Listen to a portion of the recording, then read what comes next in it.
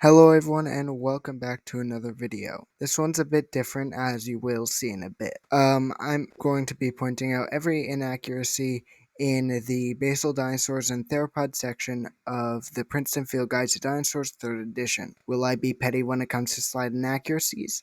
Yes. I'll be skipping the entire intro because I'm not reading through basic paleontological knowledge and there's too much of it. So, anyway, let's get started. Alright, so starting off the first page, we have this. Why is it inaccurate? I'm not even counting the shrink wrapping in this one like I will do later, but it's labeled as Herrerasaurus. This is not Herrerasaurus. You will see a skull of Herrerasaurus on the next page. This is the next page. So, first, notice the Herrerasaurus skull. Yep, but, that petty thing aside. So, first, in general, Herrerasaurids should be their own section. Not counting this as an inaccuracy, I just need to state this. But there are actual inaccuracies with this page. So there's one part that says four-fingered hands. So this is actually inaccurate because Herrerasaurids and Eodromeus have 5 fingers, so that counts for a total of 5 inaccuracies. And then you also have the section that says 4 load-bearing toes. So Herrerasaurids have 5 toes, but only 3 of which are weight-bearing, so that's 4 inaccuracies. So here we're at the next page, and we've got quite a lot of inaccuracies with it, honestly. So the first few inaccuracies in this page are in this notes area. So right here we have the quote, adept surface swimmers. So I can't really find any papers on evidence for Herrerasaurids being good swimmers. I can find stuff for Basotheropods, but not basal dinosaurs like Herrerasaurids. And the other part of it is it says probably synonymous Casiosaurus, and from all I can tell, Casiosaurus is still a valid genus. So the next inaccuracy is more of a minor one, and it's something that actually will appear a lot, and it's where a GSP can't really do unit conversion consistently. So right here it says 9 feet. Considering how he rounds throughout most of the book, it should be 10 feet. Now it's time for this section. So, Novathorax is a valid genus. It's not a synonym of Herrerasaurus. So, yeah, there's that. And also, he says 3 meters is 9.5 feet. Again, considering how he rounds, should be 10. But, also, in the last part, he said 3 meters was 9 feet, and now he's saying it's 9.5, which means bonus inaccuracy. Also, he says that Novathorax may be a direct ancestor of Herrerasaurus ischiogolastensis, which I need a source for that, man. I can't find any supporting information for that. The last inaccuracy on this page is this skeletal right here of Storycosaurus, and it's inaccurate just because it doesn't reflect known remains. So now we have this page, which has a few inaccuracies. So, 220 kilograms is 485 pounds, not 450 pounds, and also he failed to format this one part properly. The final inaccuracies of this page are the fact that both the reconstructions of Herrerasaurus are shrink-wrapped. So now it's time for the last part of this Basal Dinosaur section. So, firstly, Eodromeus should have a mass of 7.1 kilograms. And also, the skeletal for Eodromeus is inaccurate because there are certain specimens that aren't present in the skeletal. Now it's time for the next section, which is pretty short. There's not that many inaccuracies with it.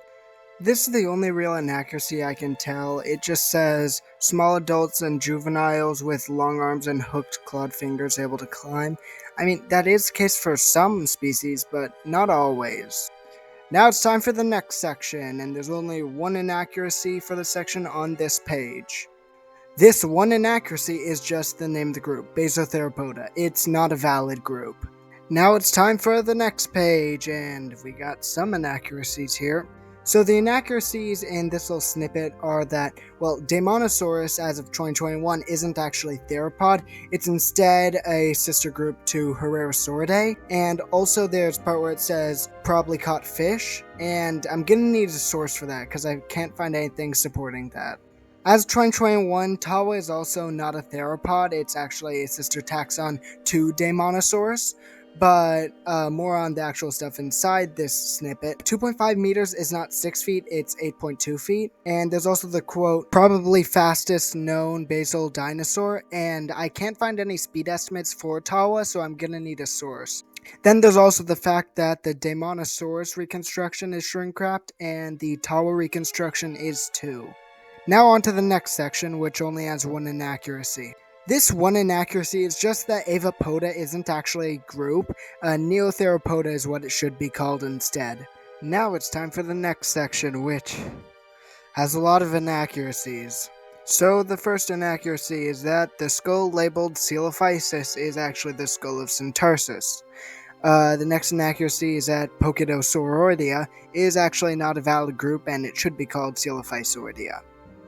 Then there is the quote, Podokesauroids are basal Avepods excluding Aviostrans, and no, Podokesauroidea is just Coelophysoidea.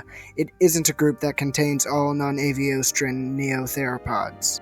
Then, there's also group splittable into a number of subdivisions including Coelophysoids, and no, Coelophysoidea can only be split up into two groups, Coelophysoids and Coelophysids. Then you also finally got many divisions uncertain, and source. And now we're on to the next page, and there's a lot of inaccuracies here. Alright, so the inaccuracies for this part is that the length estimate for Dracoraptor should be adult size uncertain. Same goes for the mass estimate. And considering that GSP always mentions juvenile specimens and fossil remains, and as the holotypes of Dracoraptor belongs to a juvenile, it should be mentioned. Also, as of 2023, Dracoraptor is not a coelophysoid. The only inaccuracy with this part is that it says, remains that belong to this taxon not entirely certain, and this isn't true because the remains are certain and have been since 2012. So there are two main inaccuracies with this part. Firstly, it says late Triassic Rheacian, which is incorrect because Coelophysis evolved in the Norian and went extinct at the beginning of the Rheacian. There's also a part that says New Mexico uppermost Chinle, which is incorrect because Coelophysis lived in the Chinle, but both in New Mexico and Arizona. The inaccuracies with the Coelophysis reconstruction is that, first of all, the reconstruction is shrink-wrapped, and second of all, there is no gracile and robust morph of Coelophysis. We are now on to the next page, and oh boy, there are a lot more inaccuracies. There's a lot wrong with this one taxon, so let's get into it. So Coelophysis rhodesiensis isn't a species of Coelophysis, it is its own genus, which is Megpenosaurus.